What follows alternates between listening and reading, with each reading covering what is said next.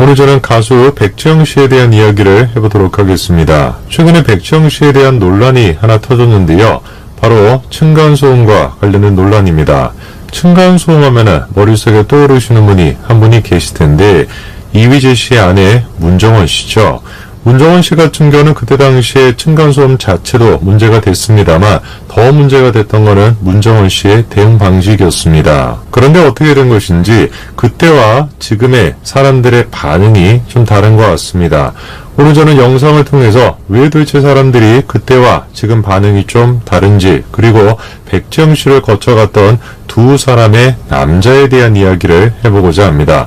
어떤 내용인지 같이 한번 보시죠. 자, 최근에 문정원 씨에 대한 논란이 있었죠. 바로 층간소음과 관련된 논란인데요. 문정원 씨의 집은 아파트가 아니라 빌라입니다. 단독주택도 아닌 그런 공동 빌라에서 층간소음에 대해서 무시한 거 아니냐라고 하는 지적이 있었는데요. 더 문제가 됐던 거는 문정원 씨의 대응 방식이었습니다. 남자아이들이다 보니, 그리고 또 남자아이들이다 보니, 이런 표현이 반복이 되고요. 그리고 층간소음이라고 하는 건 건물 구조상 해결되지 않는 문제이다, 이런 식의 표현을 쓰죠. 남자아이들이니까, 그리고 건물 구조상 이런 표현을 쓰니까 자기한테 뭔가 책임이 없다라는 뉘앙스를 줬던 것이죠. 층간소음 문제를 제기했던 사람한테 우리가 정성어린 선물까지 준비해가지고 갖다 드리고 사과까지도 했는데, 그럼에도 불구하고 마음이 풀리시지 않은 것 같아서 속상하다, 이런 말을 하죠. 저거는 마치 아니 우리는 할 만큼 했는데, 선물도 준비해가고 애들이 찾아가가지고 사과까지 했는데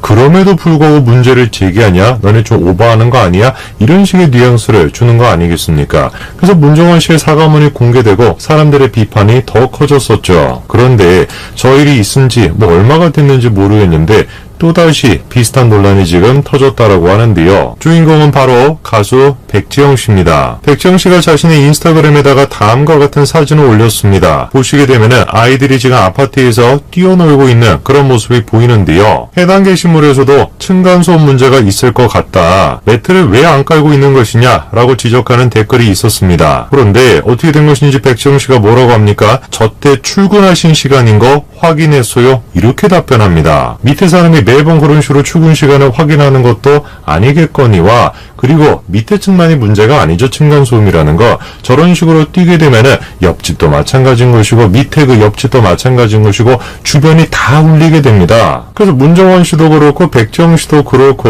이런 층간소음 문제에 대해 가지고 무지한 그런 모습을 똑같이 보여주고 있는데요. 어떻게 된 것인지 사람들이 문정원 씨 사건에 대해서는 그렇게 많이 비판했었는데, 이 백지영 씨 사건 같은 경우는 그다지 지금 논란이 안 되고 있는 것 같습니다. 한번 살펴봐야 되겠습니다. 왜 도대체 사람들이 백지영 씨의 이 문제에 대해서 그렇게까지 분노하지 않는지. 그런데 그 문제를 알아보기 위해서 먼저 백지영 씨 인생에 있었던 두 명의 남자부터 살펴봐야 됩니다. 백지영 씨는 배우 정석원 씨와 결혼했습니다. 백지영 씨의 나이가 76년생이고 정석원 씨의 나이가 85년생으로 백지영 씨가 9살 연상입니다. 그렇게 두 사람은 나이차를 극복하고 2013년도에 결혼을 하게 되는데요. 결혼할 당시에 이미 백지영 씨는 임신 12주 차였다라고 합니다. 그럼 한마디로 백지영 씨가 속도 위반으로, 조금 빠른 속도 위반으로 결혼했던 것인데, 저 때도 그렇고 지금도 그렇고 속도 위반 결혼했다, 이거는 큰 문제가 안 되지 않습니까?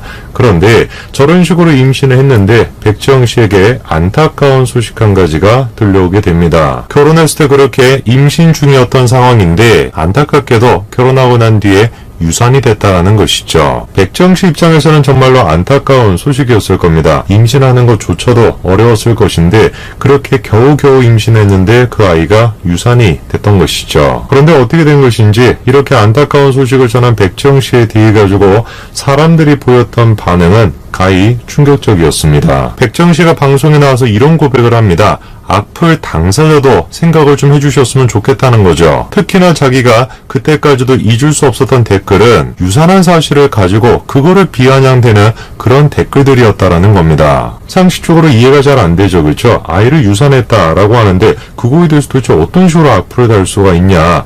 그때 당시에 나왔던 악플이 다음과 같습니다. 백지영 씨가 나이가 좀 많은데 임신을 했다라고 하는 거, 그리고 9살 연하와 결혼했다라고 하는 거, 그리고 결정적으로 백지영 씨 인생에 있었던 두 번째 남자, 그 남자와 관련돼 가지고 많은 악플이 나왔었습니다. 해당 영상은 그 영상에 나왔던 남자가 공개를 한 것이었습니다. 철저하게 돈을 목적으로 영상을 공개했던 것이죠. 영상을 공개했던 사람은 백지영 씨의 프로듀서였던 김시원, 본명 김석원 씨였습니다. 처음에는 뭐 억울하다 그런 얘기를 했었는데 결국에 김석원 씨는 LA에서 체포가 됐죠. 정말로 어렵게 아이를 임신하고 그리고 그런 아이가 유산이 됐을 때 사람들이 조롱했던 내용은 저런 식의 내용이었습니다. 백지영 씨의 사생활이 담긴 그런 식의 영상, 그거를 가지고 백지영 씨를 조롱했던 것인데요. 철저하게 그냥 그 영상을 유출시킨 그 남자, 김석원이라고 하는 그 남자가 잘못한 것이지 백지영 씨가 잘못한 건 아무것도 없었거든요. 영상이 공개가 되고 난 뒤에 며칠 동안 잠적했던 백지영 씨가 기자회견을 열었습니다. 그리고 기자회견 당시에 백지영 씨는 눈물을 보이면서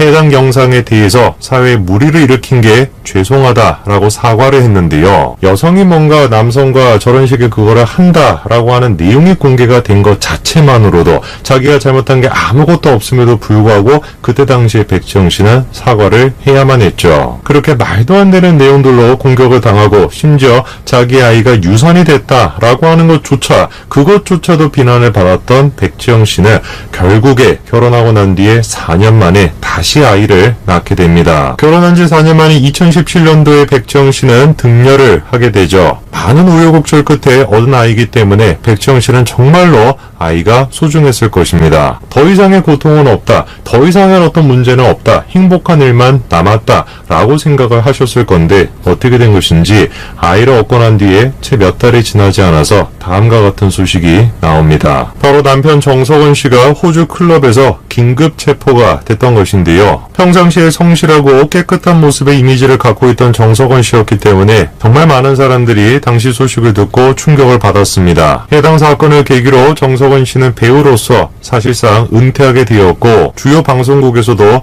영구 출연 정지가 되었죠. 물론 그때 당시에도 상습법은 아니었기 때문에 집행유예가 나왔고 2심에서도 집행유예가 나왔습니다. 이런 모습을 생각해본다면 백지영 씨는 정말 남자들로 인해서 큰 고통을 받는 것 같습니다. 전 남자친구도 그렇고 현 남편도 그렇고 남자들로 인해서 고통을 받는 것이죠.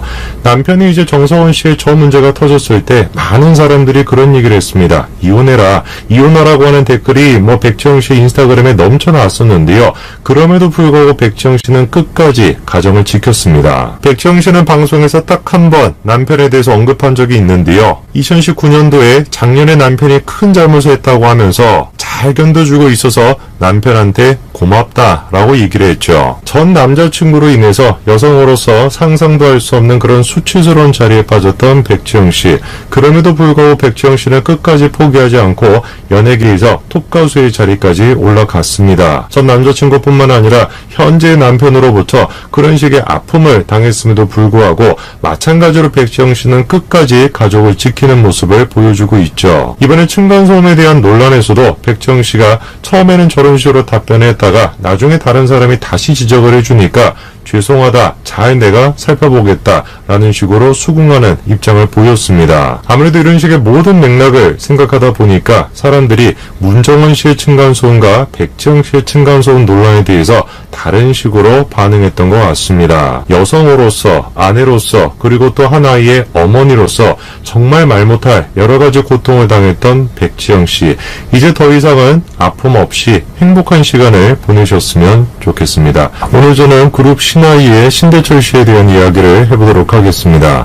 사실 솔직하게 말씀드려가지고 제가 신대철 씨를 잘 몰라요. 한국의 락 음악에 대해서 제가 막 그렇게까지 관심이 있지도 않거니와, 그리고 제 취향에 맞는 것은 신대철 씨와 같은 음악보다는 이 부활의 이 김태원 씨와 같은 음악이 제 취향에 맞다 보니까 사실 저는 신대철 씨에 대해서 별로 그렇게 관심이 없었습니다. 그런데 이번에 신대철 씨에 대해서 한 가지 논란이 터졌다라고 합니다. 알고 보니까 신대철 씨가 나훈아 선생님의 공연에 대해서 공개적으로 비아냥거리면서 비판했다라고 하는 것이 것인데요. 이해가 잘 안 되죠, 그렇죠? 아무 문제가 없는 나훈아 선생님의 공연에 대해서 같은 지금 업계에 있는 사람이다 라고 할 수 있는 그 신대철 씨가 뭐하러 그렇게 비판을 했을까? 제가 좀 의아해서 신대철이라고 하는 사람의 맥락을 좀 찾아봤습니다. 오늘 저는 영상을 통해서 신대철이라고 하는 사람이 어떤 근거를 가지고 나훈아 선생님을 비판을 했는지, 그리고 신대철이라고 하는 사람의 맥락이 어떤지 그거에 대한 이야기를 해보고자 합니다. 같이 한번 보시죠. 가수 신대철 씨는 그룹 신화위의 멤버인데요. 이분이 최근에 나훈아 선생님의 공연을 두고 공개적으로 비판해서 논란이 일었습니다. 자신의 페이스북에다가 이런 식으로 글을 남겨놨는데요. 가왕이시라 한 번 좀 자제하는 미덕 따위 필요 없으신가요? 코로나 확진자 수가 최대를 기록하고 있는 비상시국이다. 그래도 공연하시겠다면 힘없고 못 나가는 후배들이 어쩔 도리는 없습니다만 라면서 다음번에는 백만송이 장미도 불러주세요. 테스 형과 같이 부르시면 딱이다. 따로 연습할 필요도 없을 겁니다. 같은 곡이니까요. 라면서 비아냥거림도 잊지 않았죠. 저는 이런 모습을 보면 참 여러 가지 생각이 들어요. 같은 업계에 종사하고 있는 사람한테 저런 식으로 공개적으로 비난한다. 그것도 좀 이해가 안 되고, 그리고 이따가 또 제가 말씀을 드리겠습니다만 나이 드신 분들에 대해서 신대철 씨가 그렇게 존중하는 마음이 없는 것 같습니다. 일단 사실관계부터 좀 확인해 볼까요? 정말로 나훈아 선생님의 공연 문제가 됐습니까? 자, 일단 보시면 기사가 이렇게 나와 있습니다. 8,000명의 인파가 몰렸다라고 나와 있는데 악의적인 기사죠. 두 번의 콘서트에 8,000명이 몰렸다라는 것이지 한 번의 콘서트에 8,000명이 몰린 게 아닌데 저렇게 지금 기사를 써놨습니다. 그러면 한 번 콘서트 할 때 4,000명이 모인 거 문제가 되냐? 당연히 문제가 되지 않죠. 대구는 그때 당시에 거리두기 2단계였기 때문에 5,000명까지 입장이 가능했습니다. 그리고 이번에 부산은 3단계로 격상이 되면서 임시 공연장 공연이 금지가 됐고, 거기에 맞춰가지고 나훈아 선생님은 부산 콘서트를 연기를 했죠. 사실상 그러니까 나훈아 선생님을 우리가 비판하겠다라고 한다면 뭐를 가지고 비판해야 되는 거예요? 정부의 방역수칙을 잘 따랐다를 가지고 비판해야 되는 것입니다. 말이 안 되는 거죠. 저는 좀 궁금해졌습니다. 아무리 그래도 그렇지 신대철이라고 하는 사람이 같은 업종에 있는 사람인데 왜 저런 식으로 나훈아 선생님을 공개적으로 비판했을까? 혹시 이거 말고 다른 맥락이 있는 건 아닌가? 제가 좀 궁금해졌습니다. 특히나 아까 전에 얘기할 때도 공연 문제만 지적한 게 아니라 마치 표절 시비가 있다라는 식으로 비아냥거리지 않았습니까? 그 제가 찾아보니까 신대철이라고 하는 사람과 나훈아 선생님 두 사람 사이에 개인적인 갈등이 있었냐? 전혀 없었습니다. 그럼 도대체 뭘까? 개인적인 갈등 말고 도대체 신대철이 나훈아 선생님에 대해서 감정 상할 일이 뭐가 있을까? 우선 일단 생각해 볼 수 있는 건 나훈아 선생님이 대통령을 간접적으로 비판했다라는 게 한 가지가 있습니다. 그리고 최근에 같은 경우도 이재명 지사를 겨냥하는 듯한 그런 식의 발언을 나훈아 선생님이 했었죠. 직접적으로 이재명을 비판하진 않았지만 이재명 지지자들한테 많은 비판을 받았었죠. 개인적인 갈등이 없었다. 그러면 있었던 건 뭐밖에 없습니까? 나훈아 선생님이 정치적으로 지금 해석되고 있다라는 거. 특히 문재인 정권을 비판하는 듯한 그런 식의 모습으로 해석되고 있다라는 거. 이거 말고는 없습니다. 혹시 그러면 신대철 씨가 나훈아 선생님을 비판했던 근거도 이런 맥락이 작용했던 것은 아닐까요? 놀랍게도 그런 것 같습니다. 과거에 신대철 씨가 이런 얘기를 했더라고요. 친박단체가 아름다운 강산을 부르는 게 기가 차다라는 거죠. 박사모, 어버이 따위가 불러서는 안 된다라는 겁니다. 그 뭔 내용인지를 보니까 신대철 씨 아버지가 신중현 씨더라고요. 신중현 씨 아버지가 뭐라고 하는 겁니까? 박정희 대통령 시절에 청와대에서 노래를 만들라고 시켰다는 거죠. 그런데 아버지는 박정희 대통령을 찬양하는 그런 식의 노래는 만들 수 없다며 거절했다라는 거고, 그리고 난 다음에 아버지의 작품들이 줄줄이 금지곡이 됐다는 겁니다. 한마디로 해서 신대철 씨는 박정희 대통령에 대해서 반감을 가지고 있다라는 겁니다. 그런데 제가 주목하는 것은 무엇이냐? 박정희 대통령에 대해서 갖고 있던 그 반감, 아버지로부터 들었다라고 하는 그 내용 때문에 신대철 씨가 무슨 얘기를 하냐? 그러므로 박사모, 어버이 따위가 불러서는 안 된다. 촛불 집회 집행부는 나를 섭외해라. 내가 제대로 된 버전으로 연주하겠다. 이렇게 얘기하죠. 그리고 실제로 나중에 자기의 소원대로 이런 식으로 공연을 합니다. 제가 좀 놀란 게 무엇이냐? 어버이 단체, 박사모, 거기 계시는 분들의 나이가 어떻습니까? 아닙니다. 다 어르신들이에요. 그리고 거기 계시는 분들이 전부 다 똑같은 생각을 가지고 있는 게 아닙니다. 유신에 대해서도 박정희 대통령을 지지한다라 그래서 유신에 대해서 다 똑같은 생각을 가지고 있는 것이 아니라는 거죠. 근데 신대철 씨는 뭐라고 얘기하는 거예요? 박사모 따위가, 어버이 따위가, 이런 식의 표현을 쓰고 있는 것입니다. 아까도 제가 말씀을 드린 것처럼 이런 맥락을 보면은 제가 생각하는 신대철 씨는 어르신들에 대해서, 어른들에 대해 가지고 최소한의 존중도 없는 사람 같아요. 너무 정치에 매몰되어 있다 보니까 자기가 싫어하는 박정희 대통령, 그 대통령과 관여되어 있는 사람은 그냥 다 싫은 겁니다. 그게 뭐 어른이 됐건 나이가 지긋한 분이 됐건 그냥 따위가 라는 식으로 부르는 거죠. 이런 모습을 잘 보여주는 것이 뭐냐? 신대철 씨가 윤리향에 대해서 가지고 있는 생각입니다. 정상적이고 상식적으로 생각하는 사람이라고 한다면 윤리향을 지지할 수는 없죠. 그런데 신대철 씨는 윤리향 사태를 폭로했던 이용수 할머니에 대해서 다음과 같이 얘기를 했습니다. 나이 90을 넘기면 판단력과 논리력에 문제가 생기게 되어 있다. 그저 쉽게 속을 뿐이다. 무슨 얘기를 지금 하는 겁니까?